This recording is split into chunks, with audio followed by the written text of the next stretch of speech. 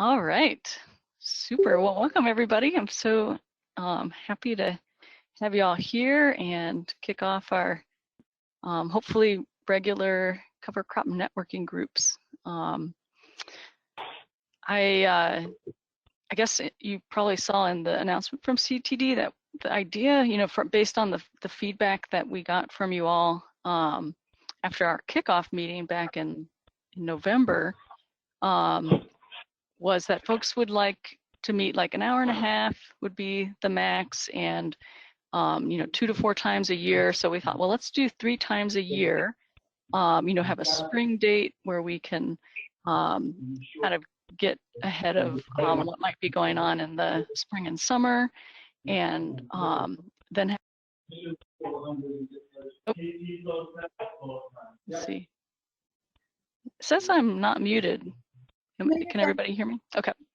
So, and then we thought we would try to meet in July to kind of get ahead of the fall cover crop window and connect before that happens.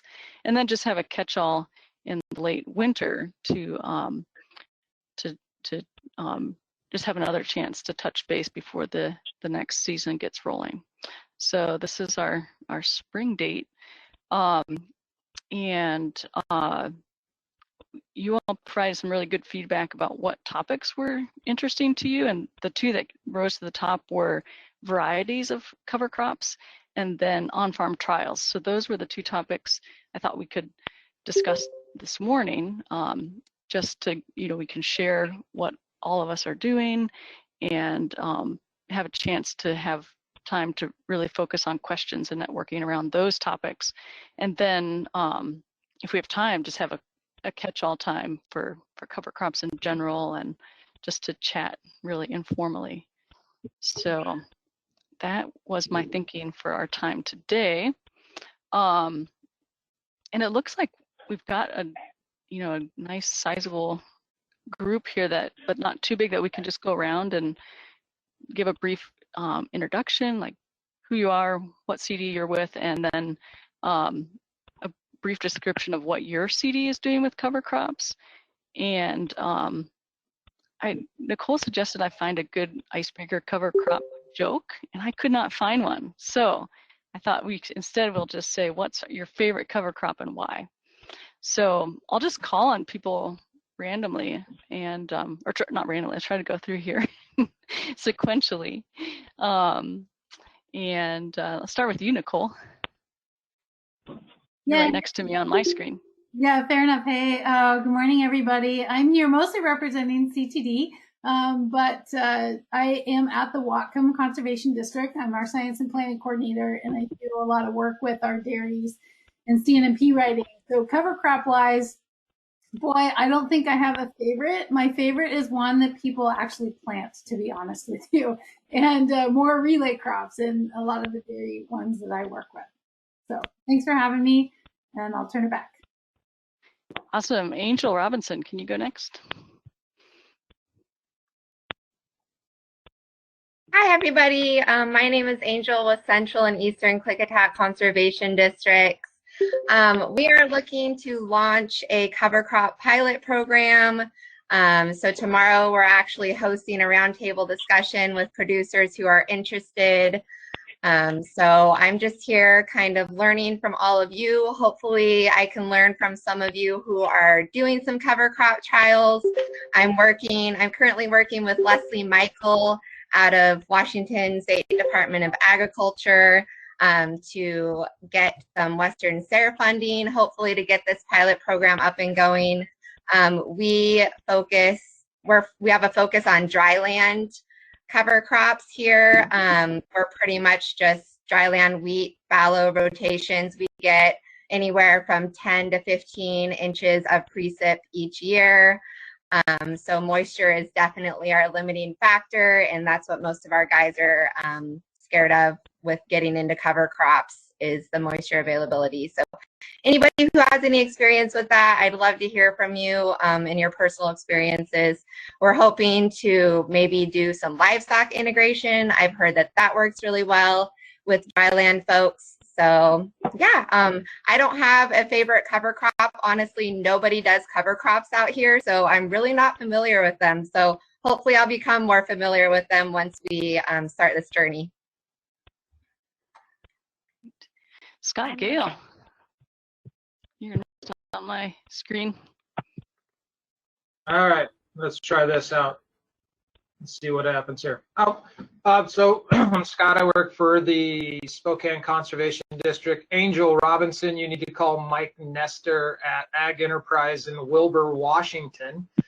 And then he'll get you a hold of Doug Poole in Mansfield, Washington. You guys will have some very interesting conversations.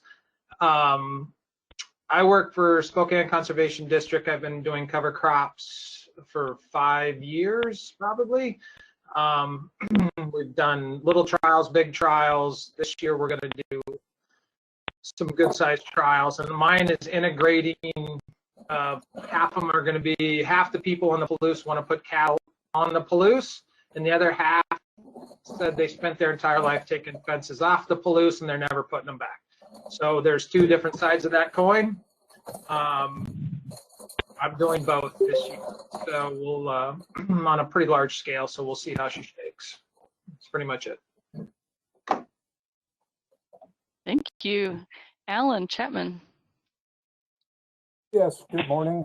I'm a Whatcom County supervisor, conservation district supervisor with interest in livestock pasture maintenance, particularly in soggy areas.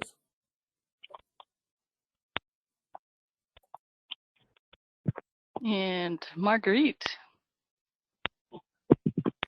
Hi, everybody. I'm Marguerite with the Thurston Conservation District. And yeah, so far what I've seen for cover crops for Thurston, we provide a lot of like handout and resources for folks who are interested, but I'm definitely looking to learn anything else I can to pass that knowledge on to my landowners. And I think my favorite cover crop would be the daikon radish, just because the possibility of it breaking up compacted ground is pretty exciting. So I'd like to learn more about that too. Great. Kim Vaughn. Hi, my name's Kim Vaughn. I work with the Washington Department of Ecology. I'm a communications specialist. And I joined today to let you guys know that we're working with the Benton Conservation District to with grants to promote the use of cover crops for dust mitigation and erosion control. So I'm going to send a link of our latest blog if you want to learn more about what we're doing. I won't bother you guys with it all today. And my personal favorite cover crop is clover because it's a nitrogen fixer. Great. All right, Megan Weldon. Hi. Yeah, I'm a farm planner with the King Conservation District. And we have a cost share program which funds cover crops. And so I work with a whole range of different farming types and different environments. So I'm always looking for new varietals and combinations to try for folks, especially in the floodplain. And yeah, I would say my favorite cover crop is probably crimson clover because I also really like pollinator habitat, and I interseed it in my garden every year and love watching the bees come. So. Great. Kelly Baird. Hi, this is Kelly Bird. I'm a special projects coordinator for the Lewis Conservation District, and I work a lot with dairy farmers. They do cover crops like rye, corn, and then I guess I don't know if I have a favorite cover crop, but last year I planted buckwheat in my garden for a cover crop between the rows, and man, that stuff's vigorous, and some of it went to seed, so we'll see if I have weeds this year. Anyway, that's all I have.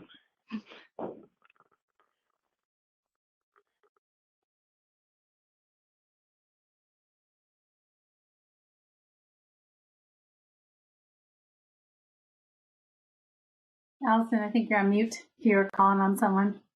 Sorry. Leah Robinson. Hi, I'm Leah. I work for the Whatcom County Public Works in the PIC program, and I'm just here to listen in and learn about what you have to say about cover crops.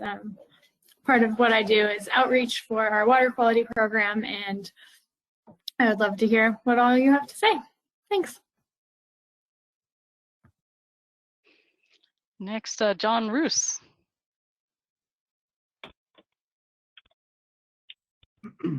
Hi, good morning, everybody. Happy Monday. I love clover. Absolutely. It's a good nitrogen fixer, and then it's low profile too. Low profile, not too much in the way of anything, including below ground roots, so competition wise. And I'm here from Grant County Conservation District. I'm the Adams County VSP coordinator. And so similar to the lady earlier about low precipitation, just dry, kind of like Kittitas County. And we're interested in, what to do on circle corners and things like that.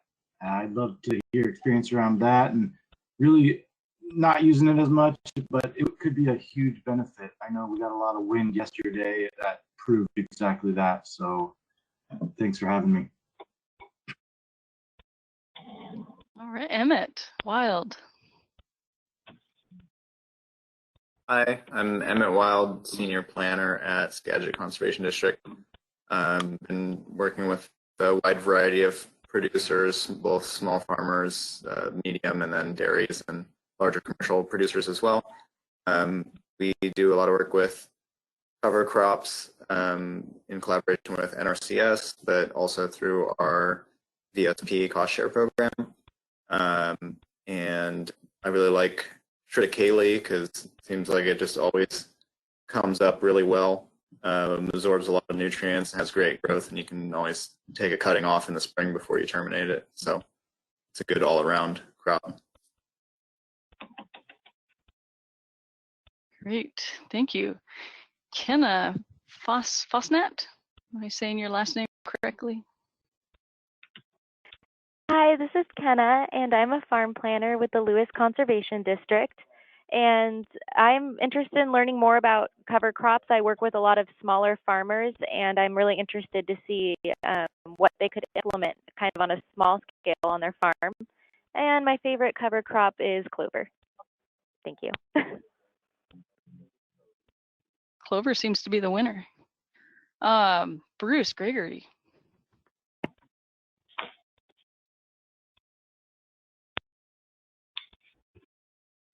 Sorry, I was writing something. Hi, this is Bruce Gregory. I'm with the San Juan Islands Conservation District. We've just finished a 3-year project with the Department of Ecology with a no-till grant.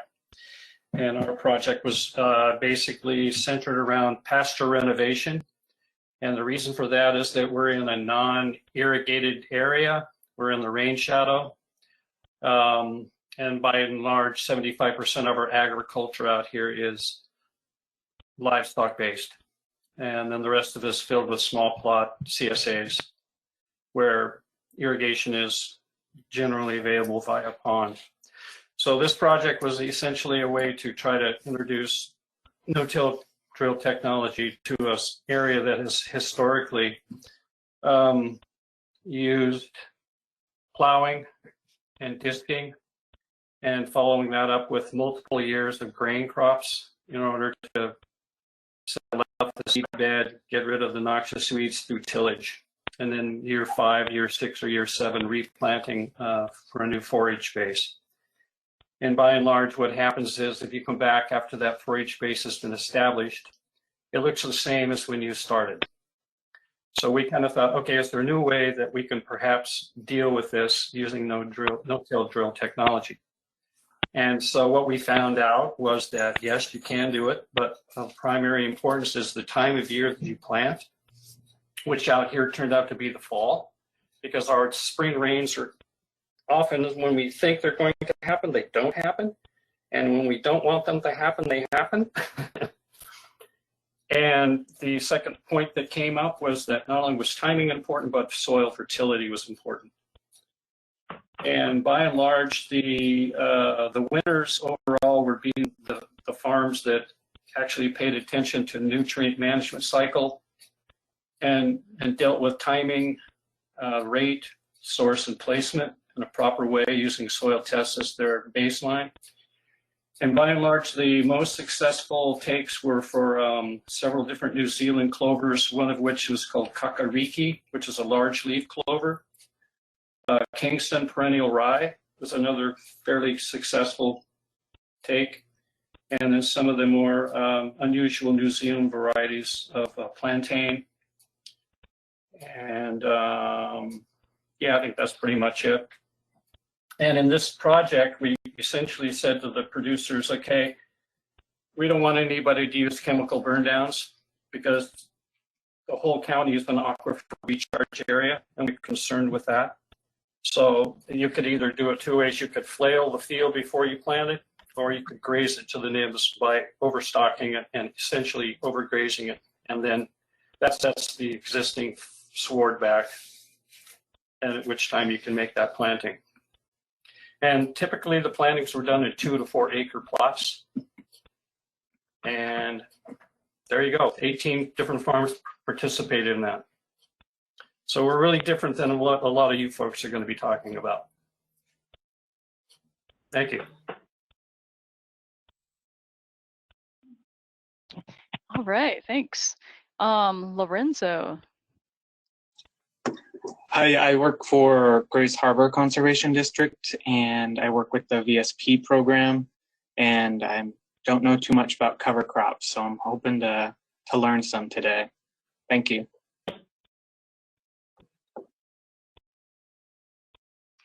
And Brad. Next.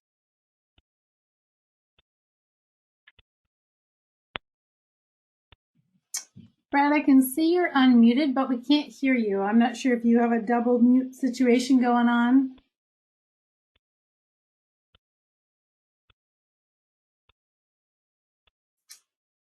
Yeah, still not getting any audio from you, Brad.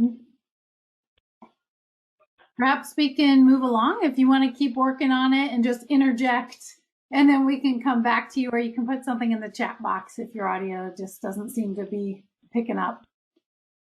So maybe we can go to the next one, Allison. But Brad, keep on trying.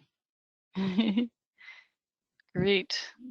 Yeah, I think that's everyone, at least on my screen. Yeah, is there anyone on the phone only that perhaps we haven't called on because you don't show up on a login, but anyone on the phone only that may want to share?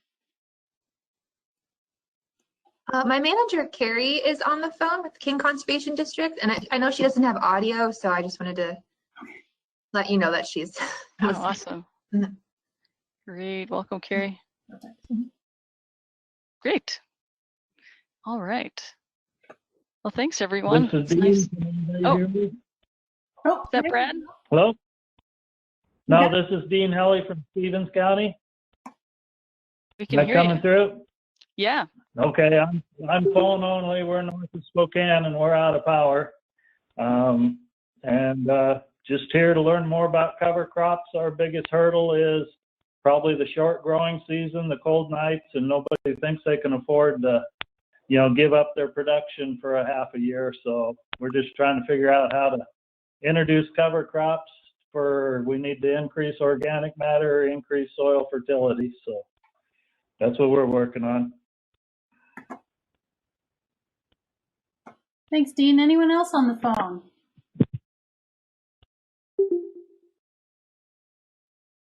Okay.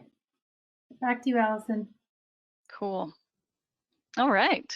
Thanks, everyone. It's good to get a feel for where everyone's coming from and hear a little bit about what you all are doing. So let's kick off by talking a little bit about varieties. In our kickoff meeting, we talked a little bit about this concept and how folks are becoming more interested in really drilling down on varieties of different cover crops. The idea being that, just like for vegetables or for row crops, varieties within those types can really vary in how they perform. So, if you're working with a cover crop that's variety non-stated or VNS, then you might you may run the risk of not evaluating that cover crop properly. You know, if you get a variety of that cover crop that is less winter hardy, then you might dismiss it, thinking it doesn't work for your region, whereas maybe you just needed a variety that was a little more adapted to a cold hardy setting, et cetera. So it seems more and more folks are talking about this idea of variety as being a really low hanging fruit in terms of what we can do to really drill down on what cover crops work in what region, and sharing more about that, and just kind of raising the awareness of how important that is, or it can be. So that's something I was hoping that we could just discuss a little bit, if there are observations you all have made in terms of, you know, trying a rye that works much better than another rye, or a triticale, or a clover, or a vetch variety. And you know, just to give you an awareness of some of the resources that are out here around variety, I put in the chat some links to a couple variety trials that they've been doing at the NRCS plant material centers in Corvallis, and then also in Pullman. So there's a few links you can go and see the work they've been doing, and see some of the varieties within different cover crop types that they've been experimenting with.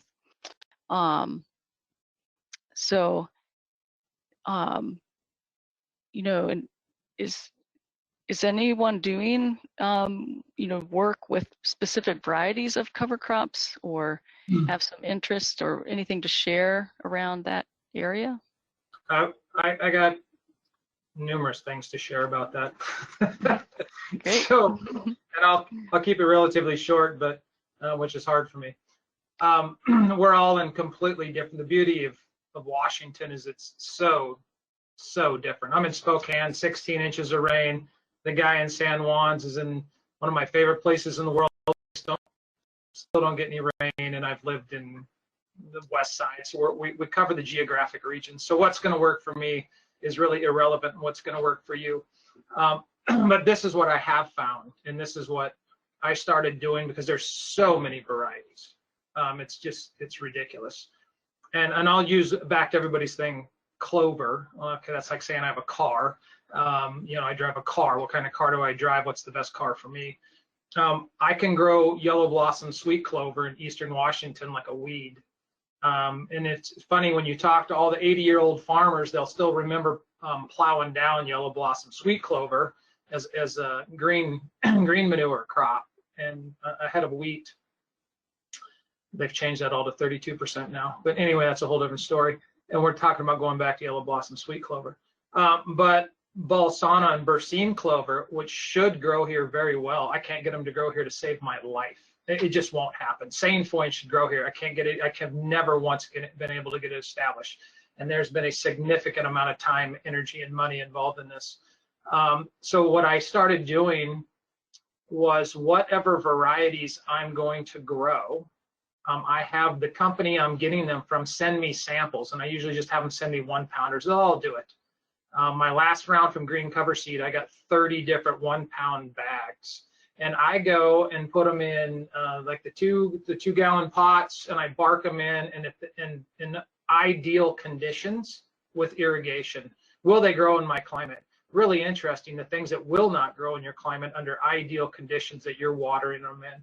And then also take some and plant them in whatever your native area is going to be. So, you know, Spokane, we don't get any summer rain. We'll get it up into June. Then what you'll find is, and then do different planting dates. This is crucial. I cannot express this enough. If I start planting in April 15th, some things will work fantastic, and other things will die in the ground. If I start planting on May 15th, things will grow fantastic, and other things don't have quite enough time to get going. Really interesting. A whole new set of dynamics starts mixing when you start putting groups together.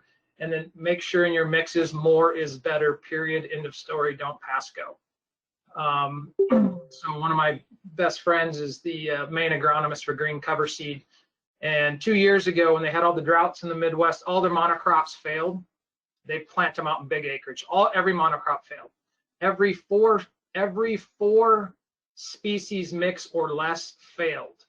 Every multi-species over 12 succeeded when everything in the entire Midwest was droughting out.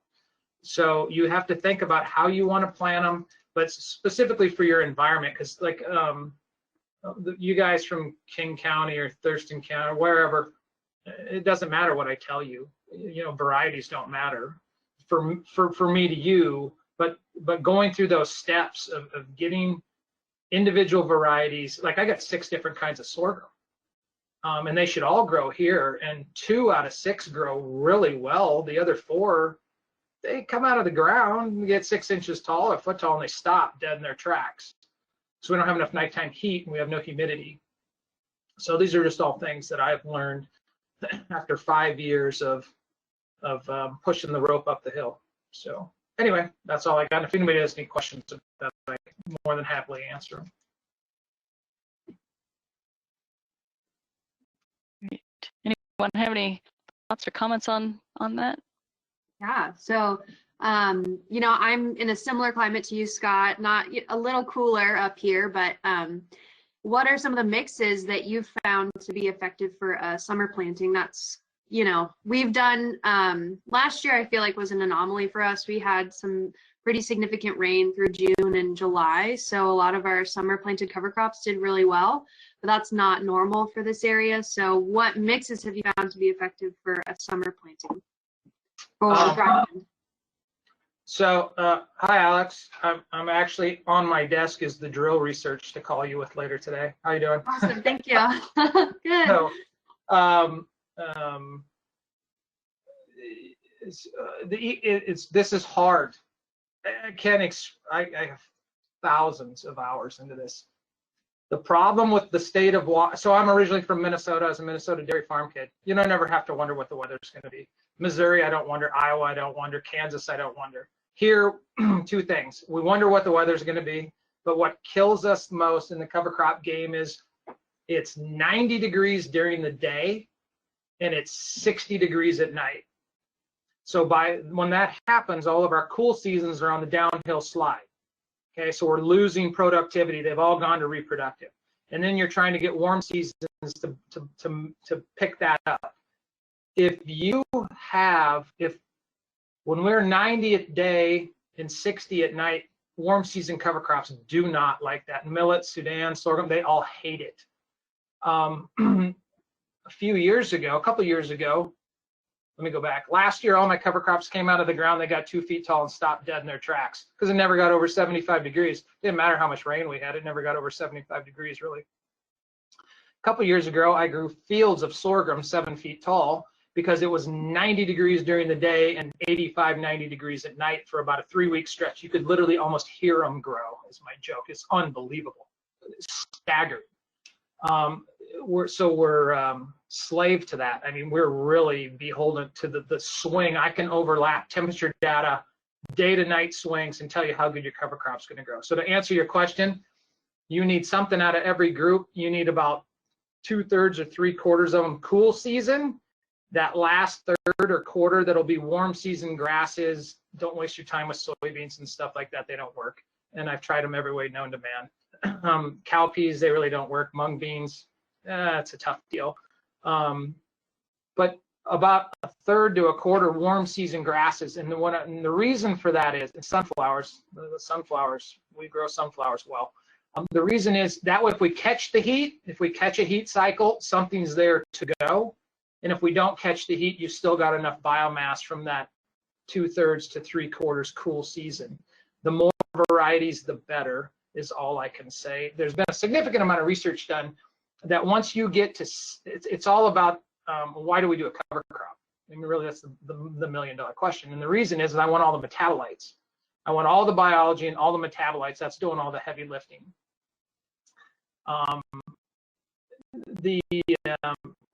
Once you get to 16 species, that's where the magic really starts happening. That's where you can ramp up, when we start measuring organic acids and root exudates,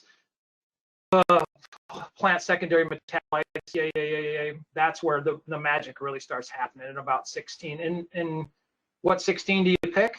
Quite honestly, this is going to sound really stupid. Don't hold it against me. Throw the frickin' dart against the wall. That's the one. It's that simple. Just get it out there, because you cannot grow, you cannot have photosynthesis or metabolite if you do not have a growing plant. Period. End of story. Don't pass go. That's monumental in making that happen. And then I personally have completely quit trying to fit a cover crop into a short window in a growing season. We don't have short windows in our growing season. It's a complete and utter waste of time. That's my opinion, and I'll stick to it wholeheartedly. And I've got a lot of money and a lot of time in this. My version of a cover crop now is the growing season. So this entire year is the growing season. And everybody's like, oh my God, you're gonna lose your butt. Well, I'll recapture it in protein by grazing it off. Or if we can get farmers, I deal with farmers all the time. You know, you guys, everyone's different. Someone said they did the 2 to 4 acre people, the San Juan guy. The farmers, if we can get them off of working on a 1 year cycle and get them to start thinking out 2, 3, 4 years, then we could say not only are, yeah, you might be losing a little bit now, it's a net negative on cash flow, but if you will look at the net positive of savings of what we're building over time, the amount of carbon we're stuffed into the ground. Oh, hang on. One should always mute their thing. The amount of carbon we're stuffing in the ground so we can hold on to more water later. We can use that carbon to stabilize nitrogen. Everybody wants to shove a bunch of nitrogen in the ground and they have no idea how to stabilize it. We're putting amino acids in the ground. All of those microbes we're building are nothing but pure organic protein for the future. So that's why we're doing it. And that's a tough deal. That's a tough one to go when people have to pay rent or landlords. And I will stop there because I will go all day on that topic. Anyway.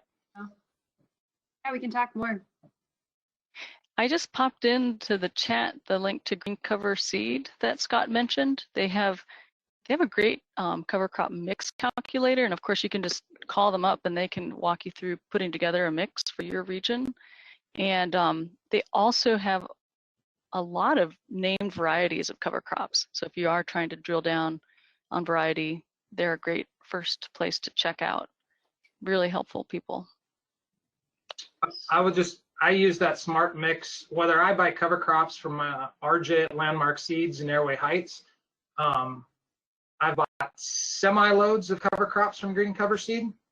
It's cheaper, and I don't understand this. It is cheaper for me to buy a semi-load of cover crops and have it shipped here from Nebraska than it is to buy it in the state of Washington by 40%. Go figure that one out for a little while. It is mind-numbing. So I pay trucking because I save 40%. But the Smart Mix calculator is fantastic. There's 20 different parameters. I use it for everything I do. It is absolutely phenomenal. And you punch in your zip code and it auto loads all your precip, all your weather data, all your growing degree days, the whole 9 yards. It's a fantastic tool from Green Cover Seed. And don't call them this time of year, they'll kill you. It's bad. They are busy right now. Super. Anyone else have thoughts on varieties within cover crop type that you've been working with or observed, would like to share?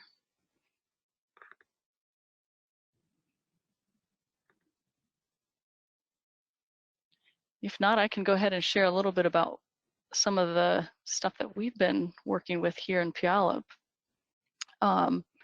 We've been working with WSU Puyallup Station to do a couple years of variety trial, and it's very small compared to the stuff they're doing at PMC. But what we did is we looked at the varieties that the PMC trials had and decided to try a few of those. We tried one hairy vetch, the purple bounty, and then a subspecies of hairy vetch. It's a Lana type, And we also trialed Languedoc common vetch. And that was really a fun trial both years. The common vetch, which is actually, what's most common in our rye vetch mixes, the common vetch versus the hairy vetch, it just didn't perform nearly as well. We were in a pretty low fertility setting, so there may have been some fertility issues as well. But the hairy vetches did much, much better, and especially Lana was a real standout. We also, we would love to work with the Berseem and Balanza clovers out of Grassland, Oregon. We've heard great things from a lot of folks about those two varieties, but both years in our trial, we haven't been able to get them to establish. So I'd love to talk to anybody who has had more success with that. It sounds like maybe, Scott, you have had problems getting those two established as well. But the frosty Berseem and the fixation Balanza are supposed to be very cold tolerant. And then the fixation Balanza is supposed to be really flood tolerant, which is what we were really excited about, something that could take some standing water. So I think we're going to keep trying, but if anyone has any hot tips on those two. And then we also, WSU has done a lot of work with a rustic cereal rye, which is an early maturing variety. So if you're trying to get something out there that's going to mature earlier and people can get taken out of their fields so that they can get their main season vegetables in, that's a great one for early maturing. And then we also tried another early maturing variety from the PMC trials, which was Rennes Abruzzi, and that also performed really, really well. And then we also were really excited about black oat, a Cossack black oat that we got from Green Cover Seed. It's a little less maybe cold hardy than a rye, but it tillers super fast, and so it covers the ground much better than at least the ryes in our trial. So that's one that we'd really like to keep working with, the black oat Cossack variety. We've heard that it can be a little bit susceptible to rust in a wet climate, so we'd like to trial it quite a bit more before we do a lot with that with producers. So those are sort of my my input around varieties from what we've been doing here. Anyone have anything to add based on what I just shared?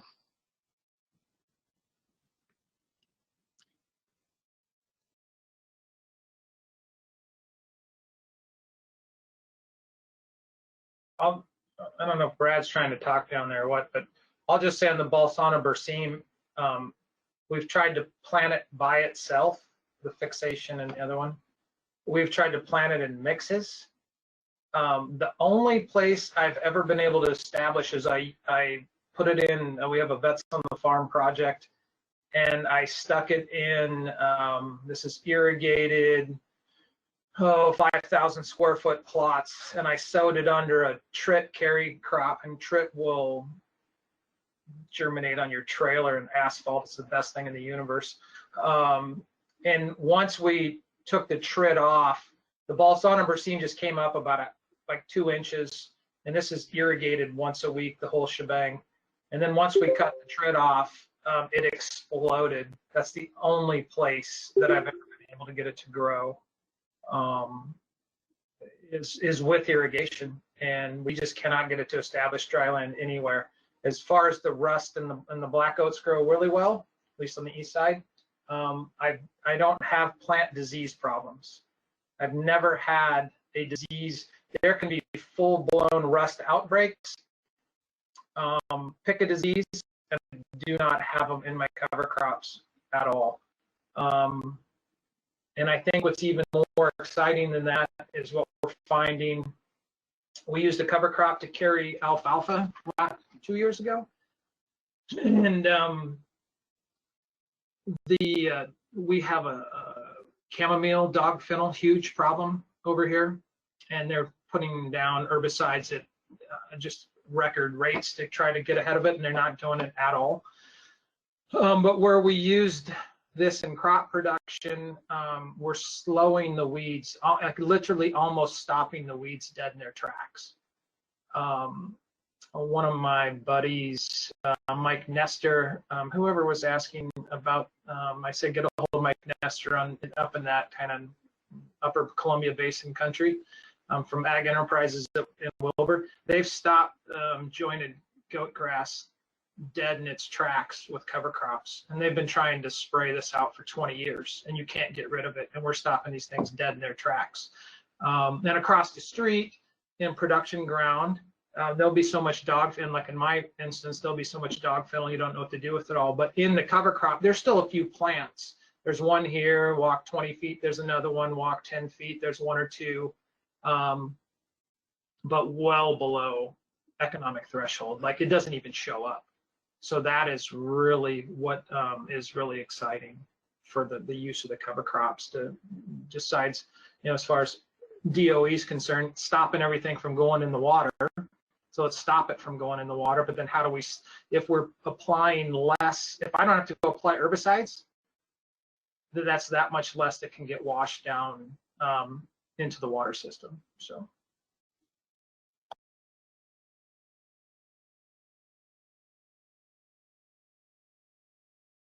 Great. I just popped in the list of different varieties that WSU Puyallup been experimenting with down here. If you'd, oops, sorry, our office is next to a train station, so. Good. Any other thoughts on varieties or questions? Does anyone feel like producers are tracking that? The producers that you're working with, are they interested in trying specific varieties, or is that not even on their radar? I don't feel like it's on a radar for a lot of producers in our area.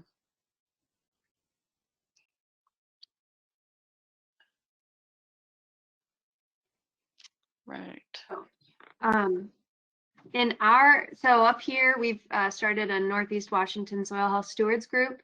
We've written a SARE grant and are currently implementing it. But I mean, everyone in the Northeast Washington area, we're really just trying to find, like, okay, do we have our broadleaves? Do we have our grasses? Do we have our legumes in the mix? That's kind of where we're at now. It'd be interesting because, and I do this with Dean Halley out of Stevens County, but I mean, we haven't quite gotten to that yet. We're more just looking at a broader scale, but I feel like once, we have a few more years under our belt, and more people trying, and there are folks who who I feel like are now convinced after just planting like one, spring barley cover crop and seeing how well it did. But yeah, that's kind of where we are here. And I don't know if you guys are having this issue, but access to seed this year, I think has been kind of tough. So how are you guys handling that currently? And we actually haven't started purchasing our cover crop seed yet, which, I mean, I've just got a lot going on, so that's kind of the next thing on the plate. But has anyone else experienced that going into the 2021 season?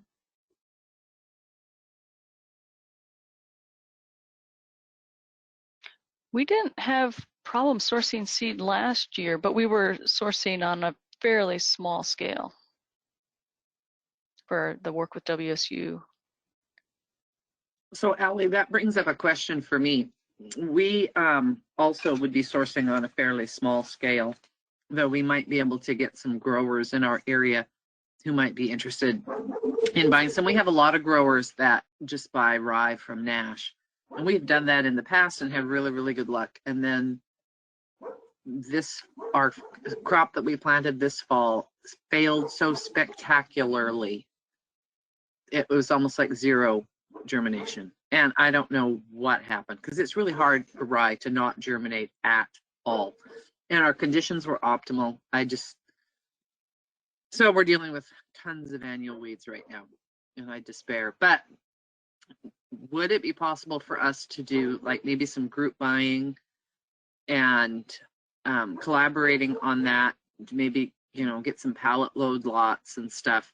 I mean, I can drive to Puyallup and pick stuff up. It just, sometimes on the smaller stuff, the freight kills us.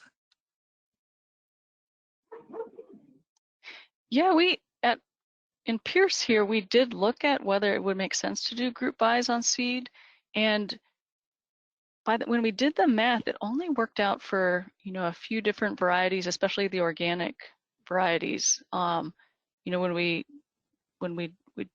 figured out, you know, shipping at some level, it really didn't save that much. It was kind of easier for people if they were buying, you know, more than 100, 200 pounds to just get it shipped to themselves privately. So I think it's definitely worth looking at, but when we did try to figure that out, it didn't pencil out very well. Although I do, last year we did get some rye vetch from Nash and ordered probably about 3,000 pounds of it altogether. And just because Nash was able to find us a fantastic ship rate that I don't know how they did it, but it did make sense to do a group buy from them. But you know, if you're looking to get from green cover seed or Hearn, some of the others that are more nationwide, it didn't really pencil out very well to do a group buy in the end. If a producer was getting more than, you know, a couple 100 pounds. Well, maybe what we need to do is push somebody like Wilco, who is a regional chain, to look at offering some of those things. Because if it was more widely available, I think we would get more wide use. You know, I don't know. It would be nice. Yeah, and I think especially too, if you had a lot of little smaller producers, you know, at some level it would make sense. I think maybe you just have to kind of evaluate it on a case by case, season by season basis.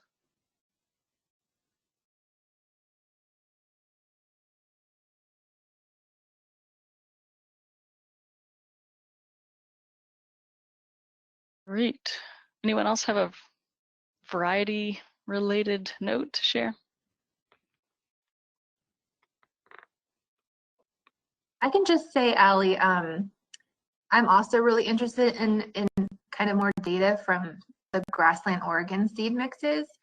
Because it looked kind of promising, and I've had some farmers who are planning on using them, but then their projects didn't end up working out. So I don't actually have, I would love to be able to recommend those, but since I haven't actually seen them in action, I don't feel confident yet telling people to kind of experiment with those unique varieties. But if you do have a farmer that uses them and gets good data, I would love to know about that. Yeah. Mm-hmm. Yeah, I wonder if it would make sense to try to put together like a Google Doc where we can just take notes on what varieties people are trying, and that might be an efficient way to just track what folks are doing. Maybe I can talk to you, Nicole, about that. Might be a good idea. If anyone else has an idea.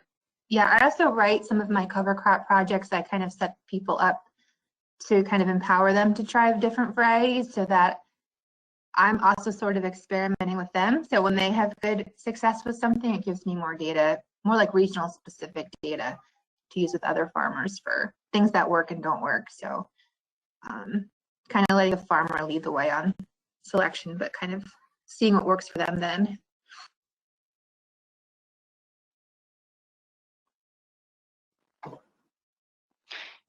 And, you know, working with producers, it might be helpful to reference those PMC trial reports, because they have a lot of nice graphs on how different varieties perform with biomass or when their maturity date, and how they compare with maturity date, winter hardiness, all of that. It's kind of a nice starting point, at least, to kind of wrap your head around how much variation there is out there. So.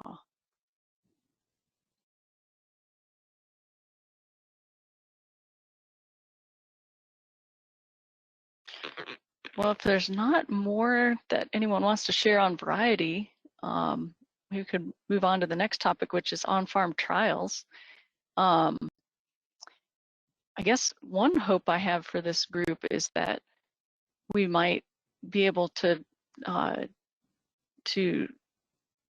replicate trials that, if we know what other people are trying in different regions, there might be opportunity to replicate those trials or compare notes amongst ourselves, and just generate more, cohesive data on topics. And also, I think if we as a group can have a good feel for what farmers are interested in trialing, we're a good conduit between the producer and NRCS and our land grant universities to do, formal trials as well. So I can share a little bit about what's going on down here with cover crop trials, and then if other folks could share things that they're aware of that are going on in their regions. I know some of us have already shared that a little bit as part of our intro, but it'd be great if we could share a little bit more about that. So here at WC Puyallup, like I mentioned, we have done a couple years now of very limited variety comparison between different cover crops, and so we're done with that for now. I don't think there's any more plans to do more of that. And then the other thing that we've been trialing is some summer cover crop work with mixing Sudan grass and buckwheat separately, like having Sudan grass and mixing it with red or crimson clover, and then having buckwheat and mixing that with red and crimson clover, and then just managing that through the summer. And then another twist that we added on to that summer cover crop mix trial was we mowed those down in the fall and then directly drilled in fava beans and also Austrian winter pea. And the fava beans especially are looking really promising. We're excited about that work, and we're going to hopefully have a workshop on that next week, first in-person workshop on to see that at a farmer's field. And we're gonna do the summer cover crop mix trials again this summer. That mix between Sudan grass and the clovers and buckwheat and the clovers. And then Doug Collins at WSU, he's also kind of trying to build in on rye vetch mix ratios. It's obviously one that a lot of folks here on the west side are using is the rye vetch mix, and he's interested to sort of drill down on what's the optimum ratio. So he did some of that work last fall. He tried a few different ratios to see how those performed, and I think unfortunately the geese ate a lot of his trial, so that's a little bit annoying, but that's something he's got on his radar. And then another project that is just starting up with a new graduate student that's working with Doug is they are going to look at summer cover crops. I think a lot of their work is going to be with Sudan grass again, but they're looking at the varieties of Sudan grass and also plant date, and they're specifically looking at compaction, like how would these summer cover crops affect compaction. That's a really big thing that a lot of folks in our area are dealing with. So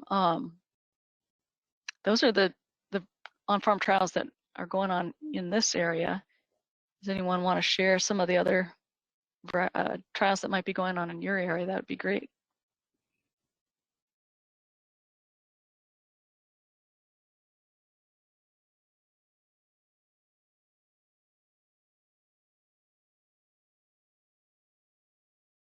Anybody have any going on? Maybe there's nothing going on. We need to get some more things going. I'll share a few. I don't want to take all the time, but the two things we're really trying to two of the big things that we're really trying to figure out is compaction is one of our biggest problems, and it's one of our biggest problems everywhere. But I always say I don't have a precipitation problem. I know exactly how much rain I'm going to get every year, and for the most part, I know I have a drought every year. If you're in the Midwest, if you have a drought, you have problems. In Eastern Washington, we know we have a drought. I have an infiltration problem. I can't get any water in the ground. So can we beat that up with cover crops? And so far, my data says no, not really. You can chip away at it, right? And so a really good friend of mine is doing an exact opposite of what I'm doing. He's doing, let's plant cover crops, and then over time, hopefully we'll be able, over a 10-year period, we're going to change the soil, the microbiome, organic matter, all these good things. And good things are happening along that curve, but he's doing it without diesel fuel. And so what we're going to try this year in almost a side-by-side is, if we grow a cover crop, what's going to happen for compaction issues, because all that fertilizer that my grandfather paid for is still down there and we can't get to it, and it's all anaerobic. And then what we're going to do side by side, we're going to rip it, and that's a bad word in a lot of circles, big ripper trials, but we're going to do it completely different. So we're not just ripping 30-inch rows.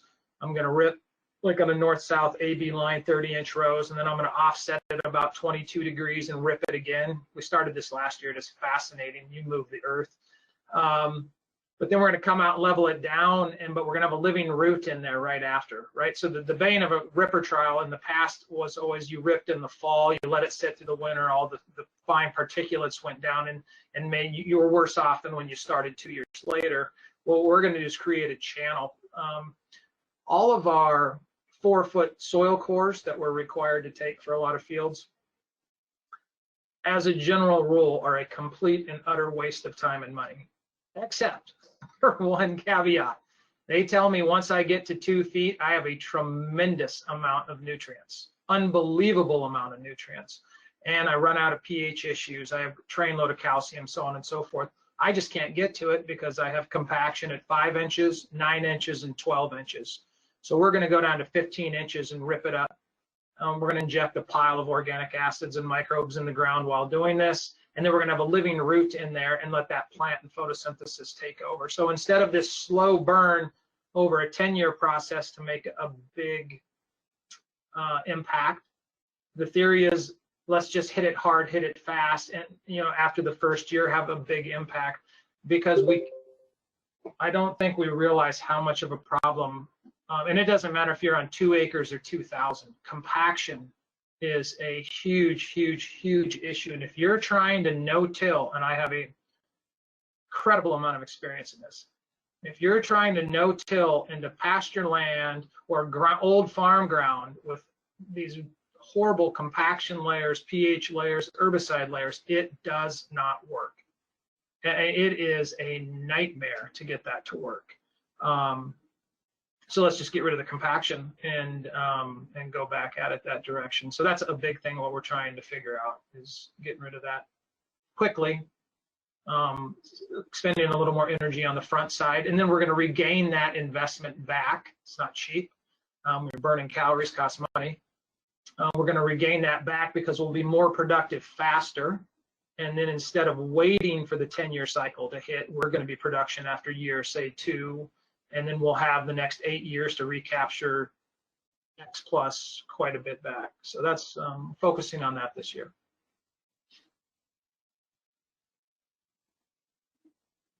Great, thanks. Anyone else have trials or informal trials too? Doesn't have to be official. I guess everything is informal. So that's kind of the approach that we've taken. Way more, it's totally producer led. We through the Soil Health Stewards, we wrote a SARE grant. It was a research to grassroots grant, and through that we created a network. So we've got a Google group going, a little Facebook group, or a Facebook page, but kind of need a more formal. Well, the Google group's been working pretty well, which has been nice. But So we have that. We have workshops now that we've done them virtually, obviously, but we're hoping to have our next one to be in person. But yeah, through our little group, you know, we've got folks out there who rotating out of pasture or hay ground, because that's really the main, really what we're producing in northeastern Washington. And landowners can basically choose the mix that they want. Because it's just, you know, myself and Dean and one other person, it's been, you know, we recommend that they speak with the seed salespeople. So as Scott mentioned, RJ at Landmark is great. There's another smaller seed salesperson in Spokane that we're hoping to have come and speak, who's really passionate and wants to make the best mix for his landowners. So I've kind of deferred that to him. But yeah, you know, forming a group and giving people an area to share ideas and post articles and share different webinars has been really helpful. Yeah, our main two cover crop focuses are with and without grazing. So, you know, and of course the folks who don't have livestock or who aren't interested, the termination has been kind of the tricky thing, which if we could talk about organic and non, you know, more minimal impacts management versus like highly effective ways of termination would be great. That's been a big thing we've noticed too, is this big divide, right? Like folks who are all, you know, not just 100% herbicide, but aren't afraid to use herbicide, who want to use diesel, as Scott was saying, you know, want to get out there, work the ground. A lot of folks are also interested in minimal disturbance. And then there are those who are like trying to work the land with no disturbance and no chemicals. So trying to figure out a way to help them and to bring everyone together. And also, you know, kind of not to make it political has been, we've done a pretty good job so far, but we haven't met in person in over a year. So we'll see. But yeah, that's kind of how things are going here. Again, just trying to get stuff in the ground, get cows out there grazing. We've done a bunch of bale grazing projects too, and then potentially following those with some cover crops is where we're moving next. But also, we'll stop talking. So do you have a Google group that you have for farmers around cover crops specifically? Yeah, for Facebook or? Yeah, so we have a Facebook page where I kind of post some stuff, but then we have a Google group where folks are sharing different webinars and ideas or asking questions. And then we have in-person and virtual meetings. We try to do it quarterly, but folks are asking for more. So, yeah. Neat. I would like to comment on the cow grazing side. And so I think everyone in some part of their conservation district or area or whoever, or is generally interested in livestock, you know, waterways, all the different things. But I just want to touch base. Everybody wants to grow grass-fed beef, and we hear this all the time. What's the best pasture to grow? There isn't one, but there's a thing called a forage chain. And one of the things cover crops allows you to do is when our cool season grasses and plants are slowing down, once we hit, you know, 85, 86 degrees and everything starts slowing down, those cover crops fill in a huge role for extending the grazing season, extending that forage chain. And there's some monumental value in that. And if I own a farm, half of it's in perennial grass or some version of perennial grass, and there's a lot of alfalfa mixed in with that grass, and there's straight alfalfa, and if you know how to graze alfalfa, it's magic. But half of that farm is an annual cropping system, and then we can extend that growing season out, especially for anyone who has livestock and sells it off their property. And you can grow not only just a much better quality product, you're actually going to increase a tremendous amount of soil health through doing that. And then to the no-till organic side of that without herbicides, when whoever, and I don't care whoever is in this world, figures that out, that's the holy grail. There's, you know, everyone is going down that road full throttle.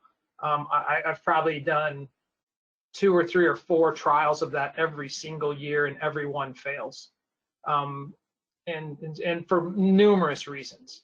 But that is a huge deal. And so what I would say to that is, before you can get there, what you need to do is, let's go to the grass-fed beef. Everybody wants to start a grass-fed beef business. If you can't pencil your cattle out on the commodity market, you have no business getting in the grass-fed beef business. And it's the same thing like with this cover crop deal. You need to figure it out with some conventional farming techniques, because I am all about organic no-till, all about it, but I can't figure it out. And I have buddies that from all over this, agronomists, that are top agronomists in this country, helping me figure this out. We still can't figure it out. So it's once again, figure it out on a conventional basis and then start tweaking it from there. And I think this year's the first year where we have it on the run, but you can't start at the holy grail that no one's successful at and expect success, because what happens, everybody gets pissed at you. They won't continue to do it. The farmer's like, oh, that didn't work. Well, you never really had a shot to start with. So, small scale trials, and something farmers are familiar with and comfortable with, and you have to push them. Farmers are not the leaders. You have to push them into that, but you can help them along down that trail. So any questions on that? But that's what I've noticed so far. Cool.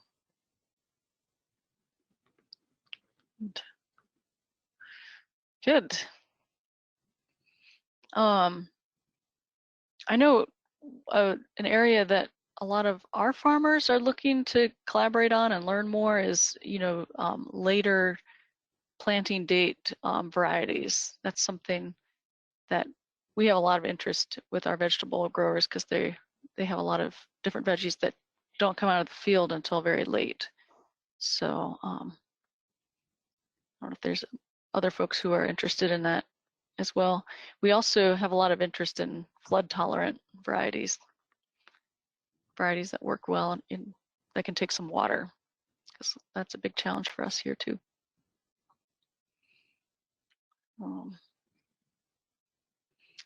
Cool. It looks like Nicole already put together a Google Drive folder for us. Woohoo!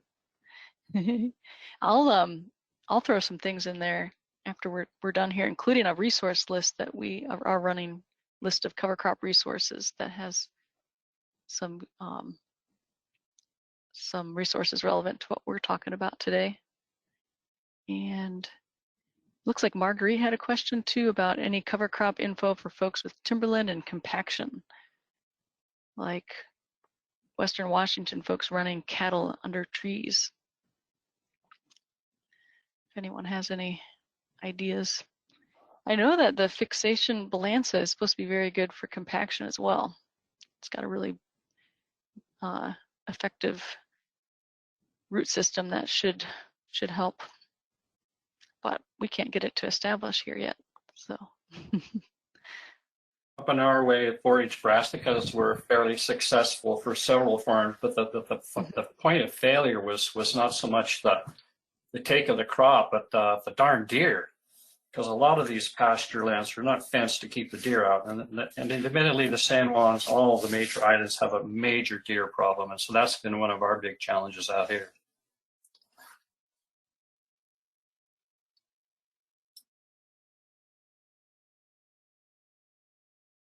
Great.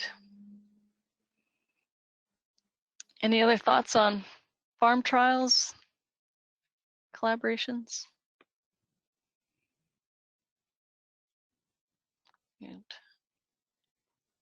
And of course, any other cover crop topic. Anyone else have any burning thoughts or questions or things they'd like to share, ideas for future meetings? Floor is yours.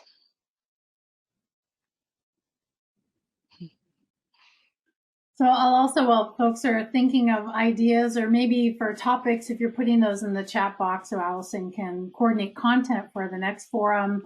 I'd also say if there are any ways that you guys would like to connect. So I put a link to Google Drive, a folder in there that everyone has access to add resources to that and or collaborate on, documents for compiling resources. We can also do like a Google group. It's essentially like a listserv, and that way content and sharing opportunities for training and so on can come around, or Google Chat, which is kind of similar to Teams. It's just a resource where people can kind of talk, but it could be a little bit well organized. So there are some of those. If folks are interested in that, we can set up all of those opportunities, and then you can join or opt in, opt out.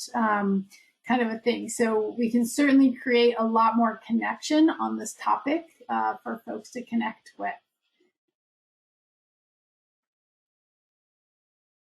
One other resource I forgot to mention, the new Western Cover Crop Council that's just been forming in the last 2-3 years. They have a new website that's fairly new. It's just maybe under 6 months or so, but I put that in the chat as well. But they've I think it's under development, but there's already some really good stuff up there, and I think there'll be more and more coming out of their work. Are you all aware of the webinar series that they organized? I guess it was in March, like mid-February through March. Those, if you go to that website, you can access the recordings for those. But they did a whole series in Intermountain West, and then the another series on West Side related cover crop stuff. So they're really getting going, and that, as a collaborate, the Western Cover Crop Council covers a pretty broad area, like Hawaii and Alaska and us, but they've divided those regions into 4 subregions. So there's a lot of neat work that's going on there to keep up with. Anyone else have any parting words of inspiration or anything you want to share? Does anyone have a cover crop joke? Is even more important as well. You have to find one of these by the next forum. Sorry, go ahead, Scott. I don't have any cover crop jokes, but I just want to say I grew up on a dairy farm in Minnesota, and I've ranched in eastern Montana while being a hunting guide over there in my 20s, and I've dealt with my best friend farms 15,000 acres. I've been around farmers a lot. I speak farmer very well. I got the dialect and everything down. Farmers love doing what they've always done. They absolutely love it. I cannot stress to all. Now, those of you who don't know what a cover crop is, come hang out with me for a couple days. For those of you who do know that are trying to figure out what to do, this is my words of advice. And I just turned 50 this year, so I'm really trying to figure that part out too, how the heck I got to 50. But in 50 years, what I figured out is farmers like to do what they like to do, and they don't want to be told anything different. You have to push them. And I cannot stress enough how much you have to push them to do a trial on their ground. That it's not WSU's responsibility. It's not the Conservation District's responsibility. It's not your neighbor's responsibility. It's your responsibility to put trials on your ground to see how it grows in your environment.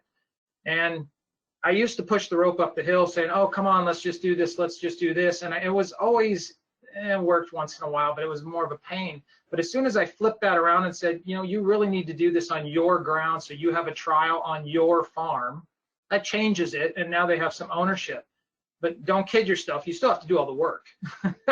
but you at least get them, you can get some traction with that. You need to design the mixes, tell them why. You don't want a lot of opinion, and that sounds kind of mean, but I'm dead honest. Just get it done. Go to Green Cover Seed. It says pick your areas of interest, what you want to get done. Is it grazing? Is it building biomass, organic matter, erosion control? They have a bunch of different headings of why and only the first 2 matter. The third one doesn't matter. They're rated on an algorithm. I know the guy that wrote this program. But figure out what you want to do, design the mix, and take it to them and say, here you go, plant it on this date. That that you'll have some success, more success with that. You know, our alfalfa trials. Last year we carried 2 years ago when we carried alfalfa with, you know, a 12, 16 way cover crop mix. You know, we cut 3 tons to the acre of cover crops and baled it. And then it carried an alfalfa mix that was the establishment year, which is normally 0. So they were cutting at $125 a ton for cheap feed, and this was fantastic feed. You know, you're $150, $175 a ton, so you're $450 net back, or gross back. But it was 0 fertilizer, it was 0 spray. And so there's a lot of good things, and if you really push the fact they need to do trials on their ground, you'll do that, and you have to keep going and almost order it for them. Say, what day do you want it there? And then you'll get something done, because they're busy, they're overextended. You know, it's cropping season's coming up, and they're trying to get all the cash crops done. So anyway, that's all I got. Good luck. Thanks for having your meeting. I appreciate it. Cool. Yeah, thanks everyone for sharing, and I'll look forward to continuing more meetings and figuring out how to put these together better and better. And but hopefully we're getting our feet wet and at least just connecting so that we know we're all have a better feel for what everyone's trying to do and interested in. But I think that's all I have. If it's almost, it's almost 12:30. Everyone's hungry. Oops, you're muted, Nicole. I will also say thank you, Allison, for bringing this group together, for championing this idea, for asking for the space, allowing CTD to host you guys. And as I mentioned, as soon as the next dates are together and there's links available for that, we will be posting that on the CTD page we've created. I'm just putting it in the chat box now. Like a networking forums page where you'll be able to find information for those forums, links to those meetings, etc. So thank you again, Allison, for hosting the group today, and everyone for wanting to show up and create a connection to others and learn and distribute information. So hopefully we can create some other ways again for you guys to share between these ongoing quarterly, or I guess sort of quarterly, every 3 times a year, whatever that is, meetings that you guys can connect some more. So thank you so much, Al. Yeah. Cool. Yeah. Thanks, everyone. Look forward to connecting more this year.